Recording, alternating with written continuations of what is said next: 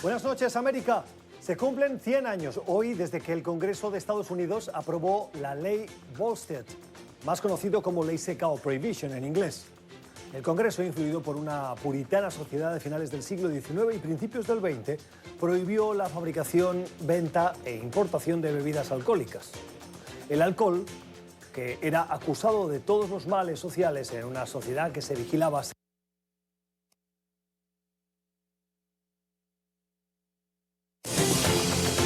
Buenas noches, América.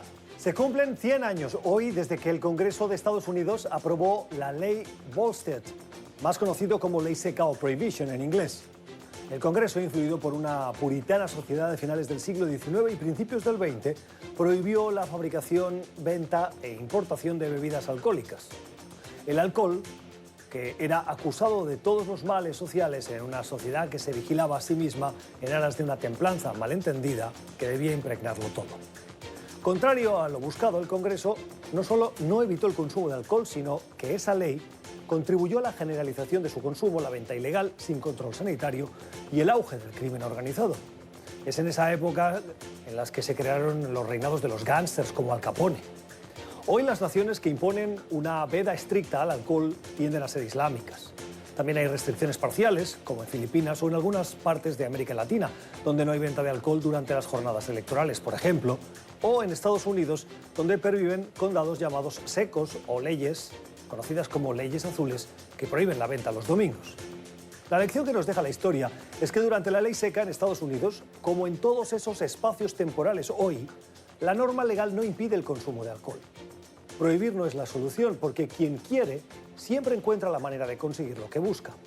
Educación y regulación respetando la libertad individual es siempre un mejor camino para asegurar que algo que puede ser bueno, saludable o deseable para quien quiera lo pueda consumir sin hacer daño al otro. Son las 7 en Ciudad de México, las 8 en la costa este de Estados Unidos, Bogotá y Quito, y las 10 en Montevideo, Buenos Aires y Santiago. Y esto es Cuestión de Poder. Bienvenidos. Victory is winning for our country. Hoy comienza un cambio de régimen político. Desde nuestros estudios en Washington, la opinión, el análisis y las voces que nos ayudan a comprender nuestro mundo. Es cuestión de querer, es cuestión de poder. Comenzamos y lo hacemos con algunas noticias de la actualidad que nos han llamado la atención, a las que les queremos poner notas al pie o la voz de los expertos. La primera, un informe del Programa Mundial de Alimentos. Es una institución o una organización que depende de Naciones Unidas, que acaba de presentar su reporte y en el que identifica 15 puntos en el planeta que este año 2020 requieren de la atención de la comunidad internacional para evitar muertes. 15 puntos que están distribuidos fundamentalmente en la península arábica, la mayoría de ellos están en África, la península arábica, Afganistán, Irak, Haití y Bolivia. Estos dos últimos son los únicos que este programa identifica en el continente americano. Dicen las Naciones Unidas y este Programa Mundial de Alimentos que son necesarios de la comunidad internacional atención y 10.000 millones de dólares para ayudar a poblaciones que se encuentran en situación de riesgo de sufrir esa situación de hambruna que es reversible si se tiene la estrategia adecuada. Continuamos con otras cuestiones de la actualidad. Una encuesta que ha realizado la publicación estadounidense US News sitúa a Colombia como el país más corrupto del mundo. Aquí hay una trampa.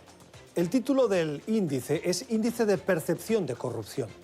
Es decir, han realizado 20.000 encuestas en 73 países, preguntándole a los ciudadanos qué percepción tienen de sus gobiernos.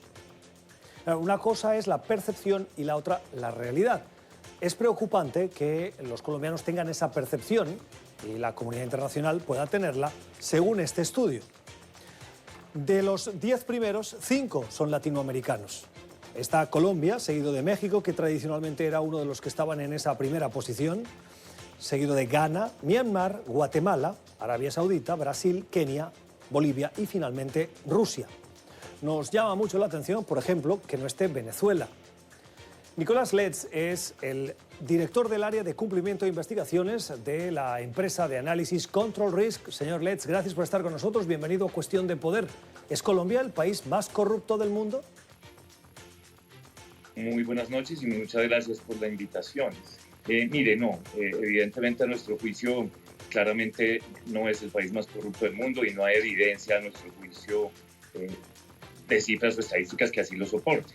Sin duda hay retos importantes en corrupción en Colombia y hay enormes avances que se deben hacer, pero aquí somos testigos, pues obviamente, de un robustecimiento del marco jurídico, de muchas acciones tendientes a la reducción de la corrupción y, por supuesto, no consideramos que Colombia sea el país más corrupto. Como usted bien decía, este es un tema de percepción y eso está influenciado por distintos factores y no refleja necesariamente, digamos, un estudio robusto y un estudio sustentado en estadísticas. Y en esa medida es importante no fiarse del todo de estudios que están basados en la percepción de la corrupción, sino tratar de ahondar en algunas de las variables o en algunos de los componentes del fenómeno que pueden explicar mejor cuál es la situación real de corrupción en una jurisdicción específica. ¿Cuál es entonces la manera correcta de medir la corrupción? Esa es una excelente pregunta y creo que ahí está, digamos, el asunto puntual. Los índices de corrupción como existen hoy en día son índices fundamentalmente de percepción, como usted bien lo decía inicialmente. Hay dos principales, está el índice de Transparencia Internacional, que es un índice de percepción de la corrupción, es un organismo muy respetable en esta materia, por supuesto, y también hay un índice de victimización de la corrupción, que es un índice en el cual las personas manifiestan si han tenido o han participado en casos de corrupción o si han, digamos, han sido testigos de casos de corrupción. El problema con esos dos índices son fundamentalmente, de nuevo, temas de percepción, son opinión pública y no están sustentados necesariamente sobre variables claras de análisis en ese sentido. Por eso, desde Control Risk, nosotros el año pasado, en conjunto con el Consejo de las Américas, diseñamos un índice que se llama el Índice para Combatir la Corrupción. Es un índice en el cual sí analizamos algunas variables, son 14 variables en total, que están agrupadas, digamos, en 3 grandes subgrupos, y esas variables lo que buscaban hacer era medir en qué medida ciertos aspectos relacionados con las instituciones del Estado, ciertos aspectos relacionados con el rol de los medios o ciertos aspectos relacionados con la participación de la sociedad civil y hechos y datos concretos que fueron recogidos del registro público y de estudios hechos con expertos en corrupción para medir a través de esas variables de manera mucho más precisa cuáles eran o cuáles son los temas fundamentales alrededor de la corrupción para buscar un contexto mucho más si se quiere, más preciso y que no esté basado en temas de opinión o en temas de percepción, sino sustentado en unas cifras y en unas variables muy concretas. Y ahí usted encontrará unas diferencias, digamos, muy grandes frente a ciertos estudios, digamos, que se concentran más en el tema de percepción. Y antes de terminar, le pregunto por Venezuela. ¿Por qué no aparece en esa lista de percepción de la corrupción Venezuela cuando a todas luces es un país que destila esa percepción de corrupción? Sí, es una pregunta interesante y evidentemente pues no conocemos a profundidad el estudio publicado y no sabemos si ahí en la lista más abajo de los 10 estuviera Venezuela. Consideramos, por supuesto, que hay unos problemas de corrupción importantes según otros estudios y según también algunos índices incluso de percepción y también nuestro propio estudio. Yo le cuento que en ese ejercicio que nosotros hicimos, Venezuela quedaba rankeado con el menor puntaje, porque precisamente al analizar ciertas variables digamos, relacionadas con la independencia del sector judicial o la despolitización del sector judicial y la autonomía, la calidad de la información disponible, la participación de la sociedad civil, otros aspectos que son claves dentro de esas variables para tratar de definir el tema de corrupción. El puntaje más bajo lo recibió Venezuela en América Latina, mientras que Colombia en ese ejercicio estaba dentro de los 3 primeros, digamos, en índice positivo de corrupción, siendo Chile el primero y Brasil el segundo, luego estaba Colombia. Y de nuevo, pues Venezuela rankeaba de último en esas variables. Creo que en esa medida, pues nuestra percepción frente a lo que hay en ese estudio y lo que nosotros encontramos haciendo ese análisis de esas variables es que hay una asimetría importante ahí. Es la opinión del director del área de cumplimiento e investigaciones de Control Risk, el señor Nicolás Letts. Señor Letts, gracias, feliz noche y feliz fin de semana. Muchas gracias a ustedes, buenas noches. Y en nuestra lectura recomendada hoy nos vamos a las páginas del New York Times. Un interesante artículo sobre Venezuela y la batalla que se libra es nuestra recomendación de lectura para el fin de semana, por ejemplo. El artículo lleva por título Luchar contra el cinismo y explica la batalla por la institucionalidad que hoy se da en el país, en la que el chavismo hace todo lo posible para anular a la oposición y los ciudadanos para sobrevivir, y que cada vez se desconectan más de la política. El autor, que es Alberto Barrera, que es un escritor venezolano, se pregunta si es el fin de la política en el país suramericano. El chavismo lleva años tratando de crear su propia oposición, pero jamás en sus intentos había llegado a este nivel de descaro. La jugada ha sido tan evidente y vulgar que incluso países aliados como Argentina o México no han validado el asalto ilegal al Parlamento. Sin embargo, el régimen oficial en Venezuela no se da por aludido, insiste en defender el golpe, en sostener su espectáculo. En el fondo, ponen en práctica uno de los legados principales de Hugo Chávez, el cinismo. Ese es su modo, la mentira como praxis política, la certeza de que el delito puede convertirse en algo legítimo, legal, la conciencia de que se puede ejercer la impunidad y el engaño sin ningún pudor. La situación en Venezuela preocupante, sobre todo el deterioro de esa calidad de la democracia y la institucionalidad. Mucho pasará para que se recupere un país que fue brillante y que estamos seguros volverá a serlo. Y nuestra noticia en positivo hoy nos lleva a Escocia. Una mujer de 83 años, conocida como Margaret Mackey, que necesita a una persona que la atienda, que la cuide porque sufre demencia, se ha convertido en un éxito en las listas de música en el país. Lo que sucedió fue que esta pasada Navidad, la persona que le cuida, de 31 años, decidió cantar con ella un dueto. Y, sorprendentemente, a pesar de ese proceso de demencia que le lleva a no recordar todas las cosas que querría, la cuidadora descubrió que, por ejemplo, sí recordaba la letra íntegra de canciones, por ejemplo, de Frank Sinatra. Y decidió cantar ese dueto, ambas, y los cuidadores del centro en el que está internada decidieron llevarla a un estudio de grabación profesional de música. Lo subieron a iTunes y la canción se ha convertido en la octava más escuchada del país.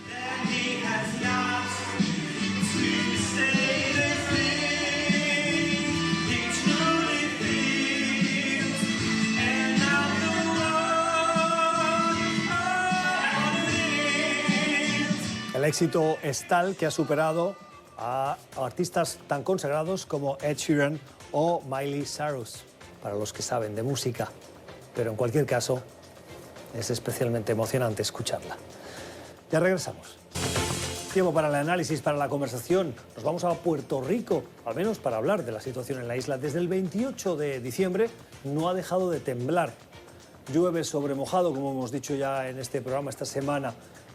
Puerto Rico está aún recuperándose, aunque parezca mentira, de ese huracán María, que lo azotó y destrozó la isla y ha provocado la marcha de miles de puertorriqueños al resto del territorio estadounidense, buscando estabilidad y un futuro mejor. Los que se quedaron tenían esperanzas, pero muchos la están perdiendo desde que ese 28 de diciembre comenzó a temblar la tierra y desde entonces no ha dejado. Los más fuertes, los temblores más relevantes de los últimos días han llegado al nivel de 6 en la escala de Richter. Hemos visto imágenes de edificios derrumbados, escuelas, carreteras agrietadas y, sobre todo, mucho miedo en aquellos que hablan frente a las cámaras. Hoy nos acompaña un puertorriqueño, es analista político y fue director de la Oficina de Representación del Gobierno de Puerto Rico en Washington, el señor Carlos Mercader. Carlos, ¿cómo estás? Muy buenas noches. Muy bien, gracias, Gustavo. Buenas noches a ti. Gracias por estar con nosotros. Has estado recientemente en la isla. Correcto. ¿Qué sensación inicial te llevas? Ahí es un momento de mucha incertidumbre, de un momento de mucho temor y las personas están, ¿verdad?, desconcertadas porque muchas personas han perdido sus hogares. Y el que no ha perdido su hogar no se atreve a dormir en su hogar porque por miedo a que haya algún daño, ¿verdad?, con estos temblores que no paran. Que el gran problema, ¿verdad?, lo que venimos experimentando en la isla es que en toda esa región sur de la isla, región que realmente comprende desde Ponce hasta más o menos hasta el pueblo de Yauco, no ha parado de temblar desde el día 28 y al día de hoy todavía están sintiendo estos temblores de 4, de 5 grados en la escala Richter. En Chile, un temblor de 6, la gente simplemente para y espera que pase y continúan sus vidas absolutamente normales porque el país está preparado, al menos la ciudad de Santiago.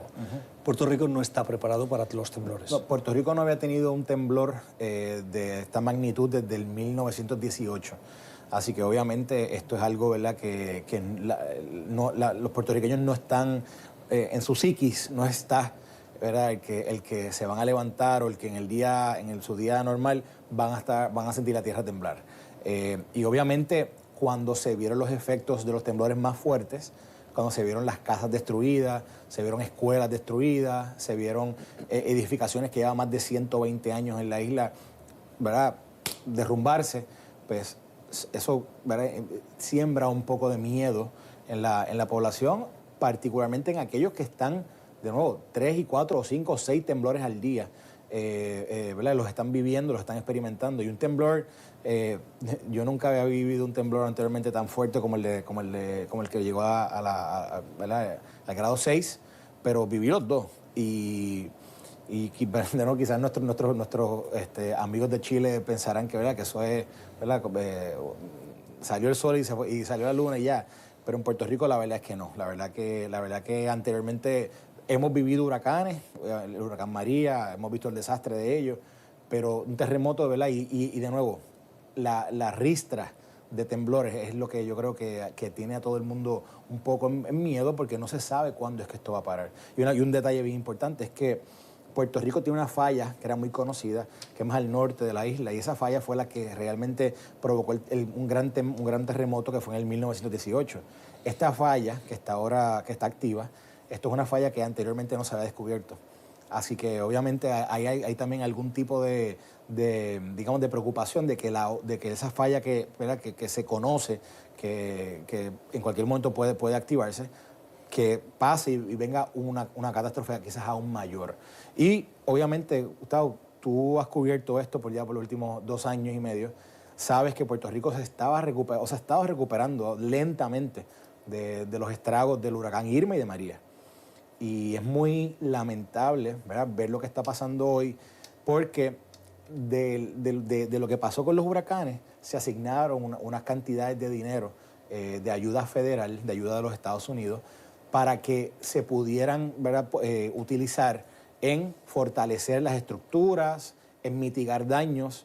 Y la realidad del caso es que como ha sido tan lenta la respuesta, al día de hoy, ¿verdad?, todavía ese dinero no se ha invertido. Pero esa crítica no la acabo de entender. El presidente Trump esta semana, de hecho hace 24 horas, aprobó la declaración de desastre para Puerto Rico, que pretende ofrecer ayuda para la recuperación local. Tengo el texto justo aquí delante. Y da las instrucciones a FEMA, que es la Agencia Federal para la Atención de Desastres, al Departamento de Seguridad Nacional y a otras agencias del gobierno para que pongan atención en la isla. ¿Qué es lo que falta? Ok, mira, cuando pasó el huracán María y pasó el huracán Irma, el Congreso aprobó un proyecto en febrero del 2018.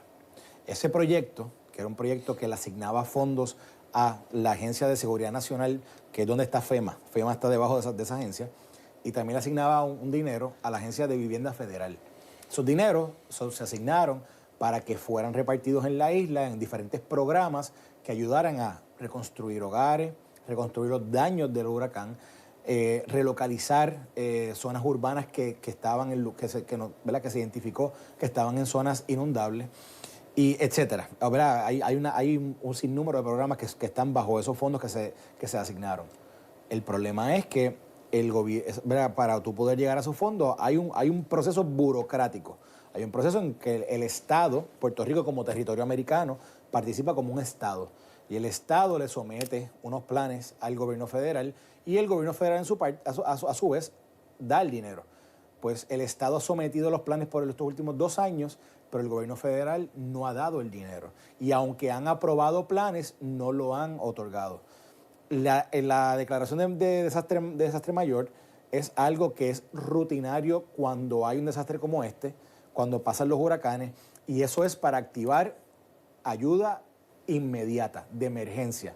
¿Por qué crees que el gobierno no ha a pesar de haber aprobado algunos de los planes presentados por el gobierno local o de Puerto Rico, no ha liberado esos fondos. Yo creo que a Puerto Rico se le ha ¿verdad? Por esta administración, si bien es cierto que cuando yo trabajaba para el Estado en un momento dado y tenía una relación cordial con la Casa Blanca, con diferentes personas que actualmente trabajan todavía en la administración de Trump, pero la realidad del caso es que a Puerto Rico en general lo han tratado como americanos de segunda categoría, de segunda clase.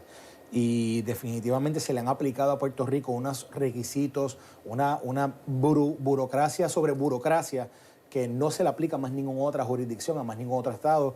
Y yo creo que eso ha atrasado. O sea, ¿quieres decir que la Administración Federal está siendo excesivamente rigurosa en los procesos burocráticos con Puerto Rico que, por ejemplo, con California y los incendios de California? Totalmente, te voy a dar un ejemplo. Porque California también se queja de la atención que recibe del gobierno de la administración. Pero fíjate, California, que es un estado rico, un estado con mucho dinero, Puerto Rico no tiene dinero. O sea, Puerto Rico está también pasando por una quiebra desde hace ya 2 años, hace 3 años realmente. Así que, ¿verdad? Ya nada más digamos, en la carrera estamos empezando ya California con 100 metros de ventaja. Pero aparte de eso, mira lo que pasó ayer. Ayer, el gobierno de los Estados Unidos desembolsó o dio la autorización a través de un acuerdo que hace con el Estado para que Puerto Rico pudiera utilizar $8.000 millones, 8.2 billones, para unos programas de reconstrucción. Unos fondos que se habían aprobado hace ya 1 año y medio y que ahora finalmente enviaron el acuerdo. Pues esos acuerdos son normales, que se hacen con todos los estados. Luisiana, por ejemplo, tuvo un acuerdo ¿verdad? Similar. El acuerdo tenía 6 páginas. El acuerdo de Puerto Rico que se le envió ayer al gobierno de Puerto Rico tenía 108 páginas. Quiero que te doy, ¿verdad? Esto para que lo pongas en perspectiva de que a Puerto Rico, sin duda alguna, se le están requiriendo o se está sometiendo a unos procesos que a los estados no se les somete. Y nosotros, ¿verdad? Yo por lo menos entiendo que es que a Puerto Rico no se le trata igual que a los estados, siendo los ciudadanos de Puerto Rico ciudadanos americanos. ¿Está justificada la percepción de corrupción que hay en Puerto Rico por los acontecimientos recientes del anterior gobierno, que tuvo que dimitir, por el manejo de fondos, por los comentarios que realizaron en foros internos privados, con otros estados, por ejemplo? La realidad es que no, y te voy a explicar algo. Al momento, desde el huracán María ocurrió en septiembre 20 del 2017. Estamos ya en enero del 2020. No ha habido un solo caso contra un funcionario del gobierno estatal que se ha llevado, ¿verdad?, en los distintos foros por corrupción en el manejo de los fondos de recuperación. Más sin embargo, del gobierno federal, del gobierno de los Estados Unidos, de las entidades que están en Puerto Rico ayudando a la recuperación, sí se han llevado casos de corrupción. Actualmente está acusada la subdirectora de la región 2 de FEMA, está acusada en un esquema de corrupción con una compañía privada que ayudó o estaba ayudando en el proceso de restablecimiento de la red eléctrica de Puerto Rico. ¿Qué quiere decir esto? Que realmente las únicas insinuaciones o imputaciones serias que se han hecho sobre corrupción en el manejo de los fondos federales en Puerto Rico realmente han sido contra el gobierno federal, el gobierno de los Estados Unidos, y no contra el gobierno estatal de Puerto Rico. Puerto Rico es un estado libre asociado y eso hace que Puerto Rico, por ejemplo, en los procesos de primarias sí vota, y los ciudadanos de Puerto Rico pueden votar, pero en las elecciones no. A no ser que un ciudadano de Puerto Rico, que es ciudadano estadounidense porque tiene pasaporte, si bien sí vive en la isla, no vota en las elecciones presidenciales, pero si se mueve al resto del país, sí tiene derecho a ejercer ese voto. Las crisis de los huracanes Irma y María han provocado un éxodo de puertorriqueños que se han ido a vivir fundamentalmente al estado de Florida, pero también a Nueva York y a otras zonas de Estados Unidos. ¿Cuál es el ambiente político que viven hoy los puertorriqueños? Pero ahora mismo, ¿sabes? Obviamente, aún todavía no ha culminado el término que corría cuando dimitió el gobernador anterior. Así que Ricardo Rosselló. Así que ahora mismo estamos todavía en camino a unas elecciones generales en noviembre. Obviamente está actualmente la gobernadora, que fue la que asumió el cargo, que ella era la secretaria o la ministra de Justicia de Puerto Rico. ¿verdad? Y ella ahora mismo ha anunciado que ella va a estar buscando la silla en las elecciones. Así que ahora mismo ella es del partido que promueve la estadidad para Puerto Rico, la anexión con los Estados Unidos, y ella se va a enfrentar a un proceso primarista con una persona que anteriormente había sido el representante electo de Puerto Rico en Washington, D.C., que es Pedro Pierluisi. Y en el otro partido de más envergadura, que es el partido que promueve el estatus actual, el status quo, el Estado Libre Asociado, hay una primaria también de 3 candidatos para escoger quién va a ser el candidato a la gobernación, y entonces, ¿verdad? Luego de que pase la primaria, se enfrentarían en la elección general en noviembre. Ahora mismo, Puerto Rico está incluido dentro de los estados primaristas del Super Tuesday, del martes, ¿verdad? Del día donde van a haber... 3 de marzo. Correcto, 3 de marzo. Así que Puerto Rico es una de las jurisdicciones que tiene primaria esa noche, y Puerto Rico tiene un buen número de delegados, que va a ser muy interesante lo que va a pasar ese día, porque, ¿verdad?, quien gane, pues obviamente va a llevar esos delegados de Puerto Rico a la convención. Por partes, y de manera breve, si me ayudas. Decía una encuesta del Pew Research Center que 8 de cada 10 puertorriqueños son demócratas. ¿Esto es así? Yo no he visto la encuesta, yo creo que no es así. Yo creo que en la isla, los puertorriqueños que residen en Puerto Rico, yo creo que es un poquito más nivelado, aunque sí puede ser puede haber yo creo que hay una inclinación mayor, como de un 50 a un 60, okay, que pueden ser demócratas, y yo creo que hay como un 30 que se llama republicano, y un 10% que está, ¿verdad?, que está en el medio. Pero la verdad del caso es que recuerda que la política local de Puerto Rico no se circunscribe a esas divisiones de la política nacional de los Estados Unidos. Claro, pero a la hora de votar no tienen todas esas opciones, tienen 2, o van a tener 2 mayoritariamente. Quiero decir, los que van a votar en las próximas elecciones no son los que están en la isla, porque esos no van a poder, sino los que se han ido. En las elecciones nacionales, sí, definitivamente, correcto. Y en ese sentido sí es correcto, sí. En la comunidad, por ejemplo, de la Florida, sí hay números que dicen que son un 70% alto, casi 80%, y un 20%, republicano. La realidad, hay también otra verdad, que es que las elecciones del 2012, cuando el candidato era Barack Obama ganó con un número muy alto el apoyo de la comunidad puertorriqueña. En la elección del 2016, cuando fue entre Donald Trump y Hillary Clinton, si bien es cierto que la división entre el voto demócrata y republicano fue similar, pero no fue tan alta la participación puertorriqueña dentro del Partido Demócrata como se esperaba. Tengo que terminar. Te quiero preguntar precisamente por si los porcentajes son tan altos a favor de los demócratas frente a los republicanos, y gran parte de los puertorriqueños se han ido a vivir a Florida, que es un estado bisagra, un estado clave para llegar a la Casa Blanca, además, y que va por la mínima. ¿Van a ser decisivos los puertorriqueños? ¿Se están inscribiendo para votar y pueden acabar dándole la vuelta a ese estado que votó por Donald Trump en las últimas elecciones? Pudieran hacerlo. Si miran las elecciones de la gobernación y de los senadores de hace un año más o menos, vas a ver que, por ejemplo, Rick Scott ganó por menos de 1%. Lo mismo Ron DeSantis, cuando ganó la gobernación en el estado, también ese ganó por 1%. Y si hay una activación y si hay una participación en masa de los puertorriqueños, pudieran, ¿verdad?, digamos, balancear el péndulo de un lado a otro. La realidad del caso es que en la Florida es un estado muy, muy particular.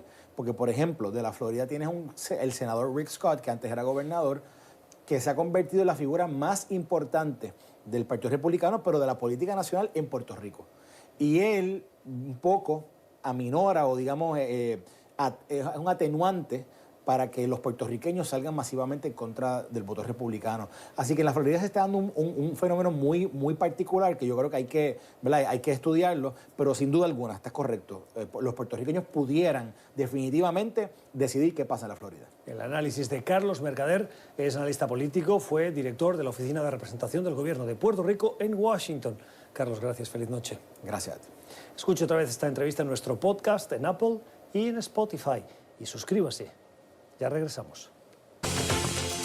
Tiempo para el análisis, para fijarnos en una previsión. Mañana Washington va a volver a ver la conocida como Marcha de las Mujeres. No es la única ciudad que acogerá una iniciativa como esta. Se van a realizar en otras ciudades de Estados Unidos y del mundo.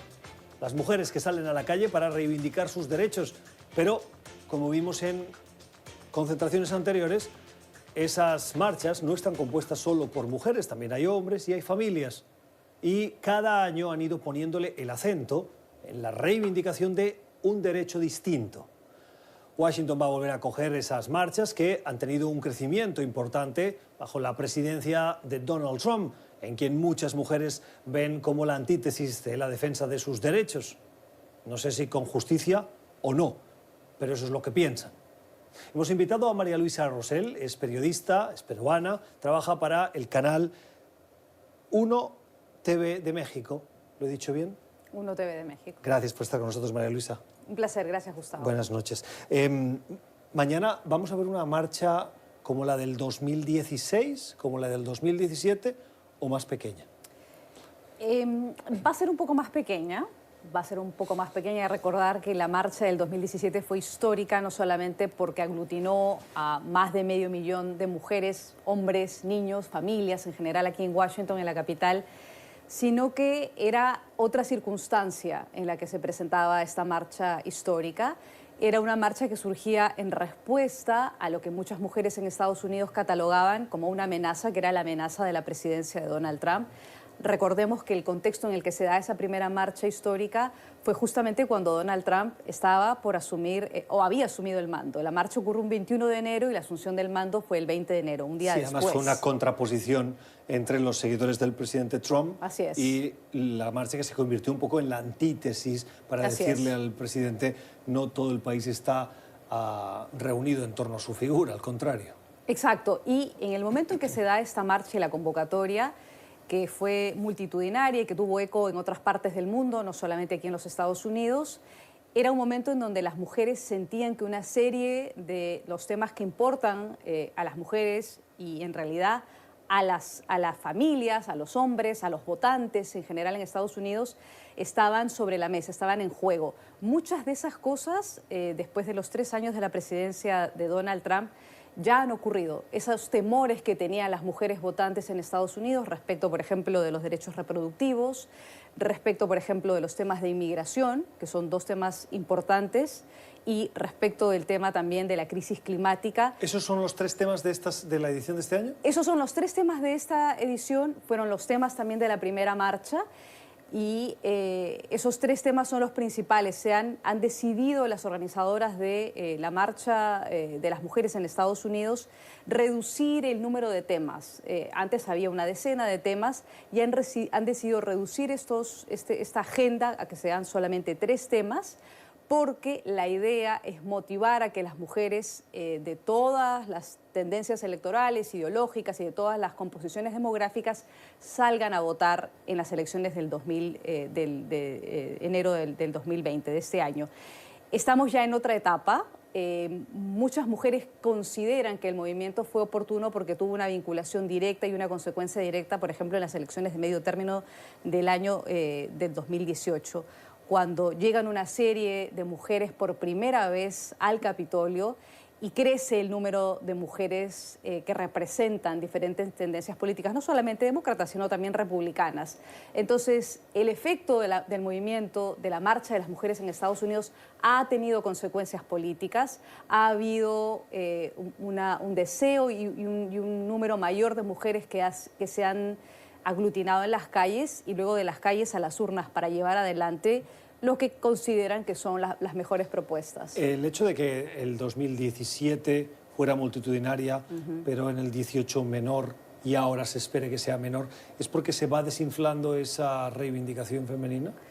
No, lo que pasa es que han ocurrido 2 cosas importantes. La primera es que cuando ocurre la primera convocatoria, con mucho éxito, el movimiento se diluye un poco a nivel de liderazgo. ¿Qué ocurre?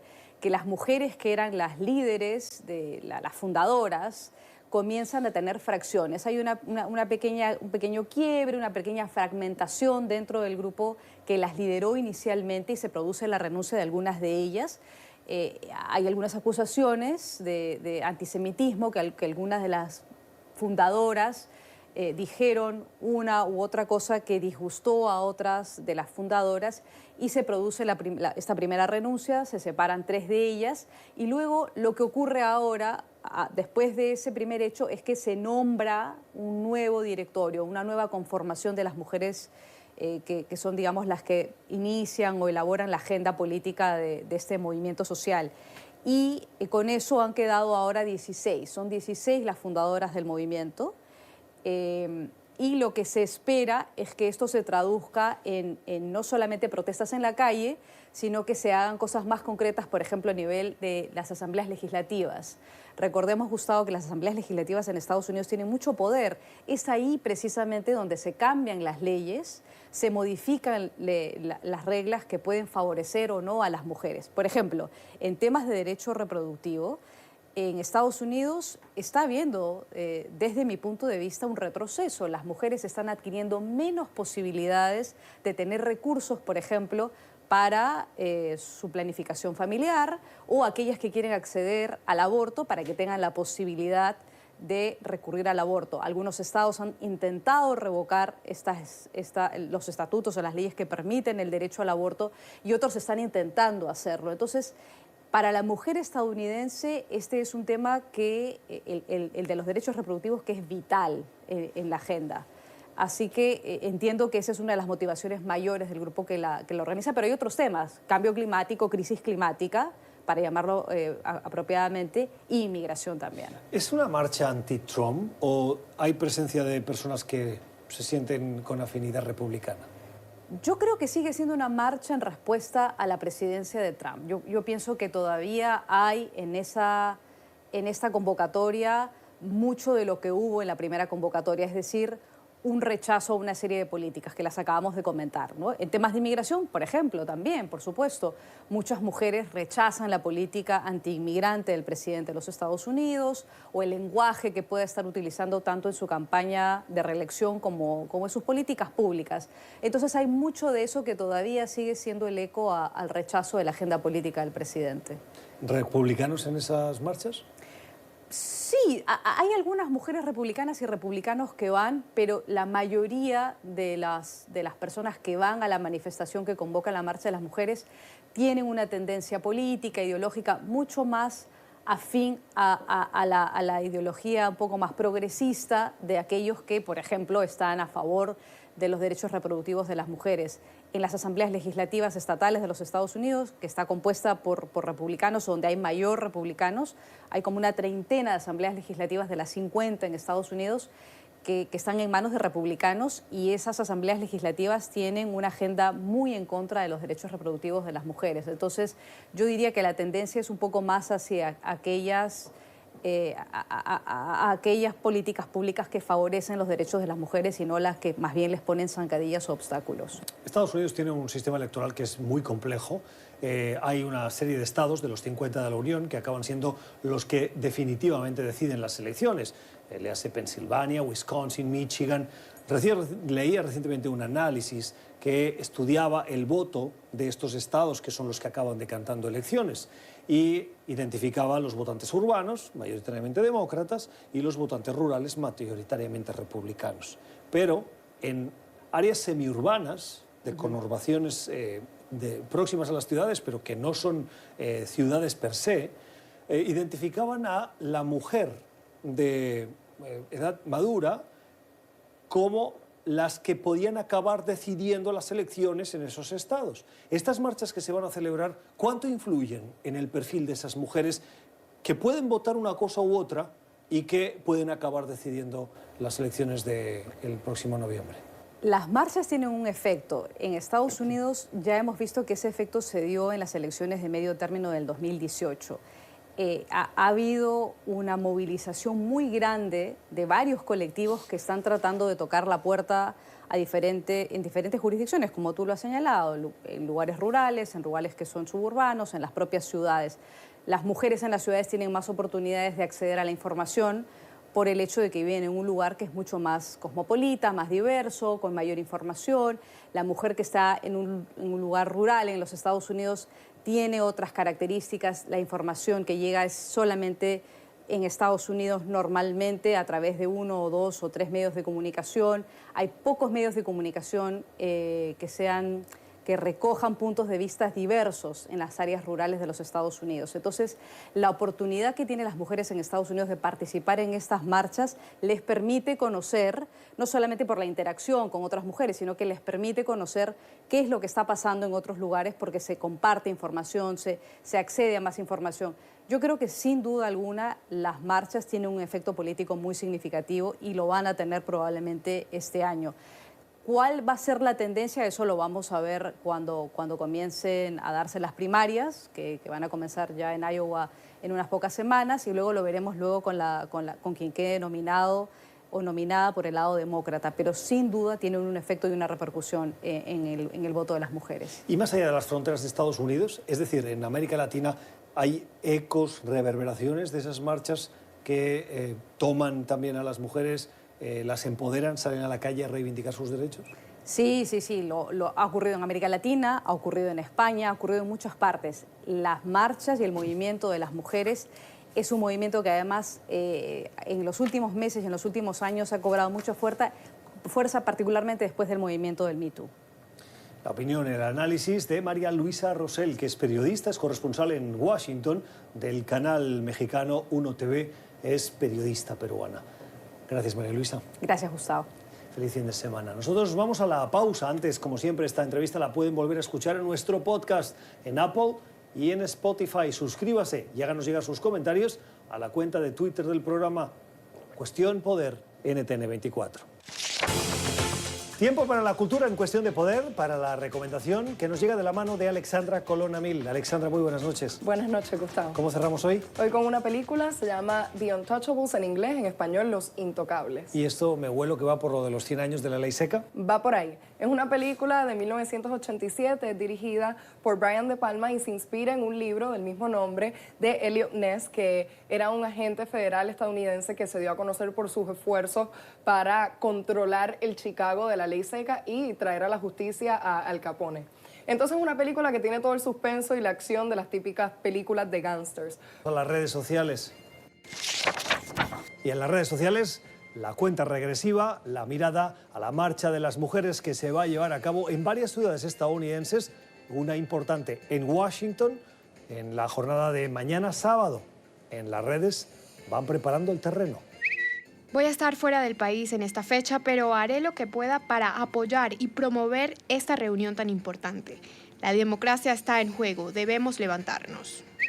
Maravilloso, ejemplar despertar de conciencia ciudadana multinacional, gracias a estas valientes mujeres. Algunas de las voces que hemos encontrado en esas redes sociales, una cobertura de esa marcha, la van a tener aquí en NTN24.